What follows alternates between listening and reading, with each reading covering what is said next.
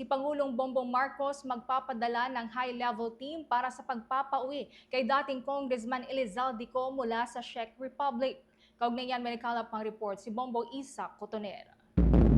Inatasan na ni Pangulong Ferdinand Marcos Jr. ang Department of Justice at Department of Foreign Affairs na pangunahan ang pakikipag-ugnayan sa mga otoridad ng Czech Republic kaugnay ng pagpapawi sa bansa kay dating ako Bicol Representative na si Zaldico na iniulat na naaresto sa Prague. Ayon sa Pangulo, nananatili sa kustodiya ng Czech authorities ang dating mambabatas habang isinasagawa ang mga kinakailangang proseso para sa kanyang posibleng pagpapabalik sa Pilipinas. Taliwas ito sa unang pahayag ng dating presidential spokesperson Harry Roque na nagsabing wala umano si Ko sa Czech Republic.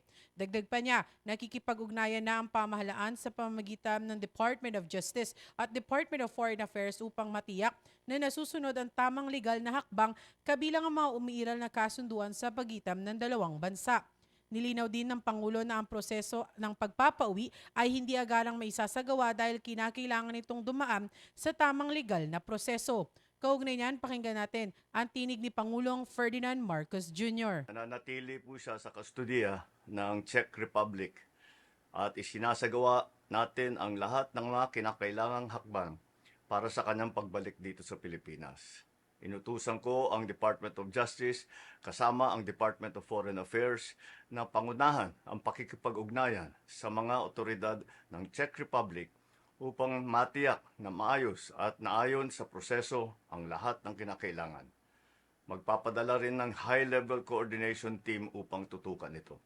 Mantala, personal na sinuri rin ng Pangulo ang implementasyon ng Service Contracting Program ng Department of Transportation sa Araneta Center Bus Terminal sa Cubao, Quezon City ngayong araw.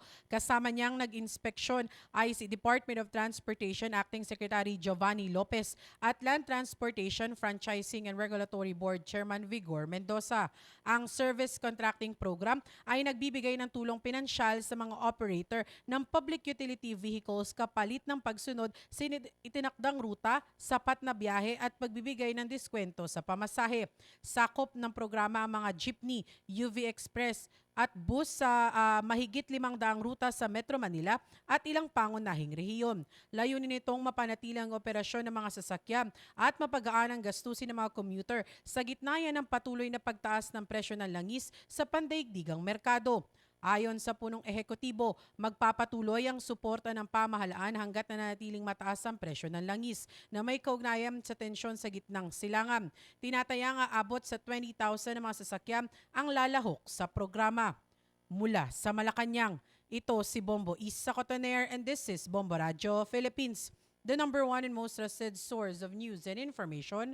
Basta Radio, Bombo! For the most trusted source of news and information, visit our website at www.bomboradio.com. Follow us on Bombo Radio mobile app, Facebook, YouTube, TikTok, and X, formerly Twitter. Like, share, and stay connected. Anytime, anywhere.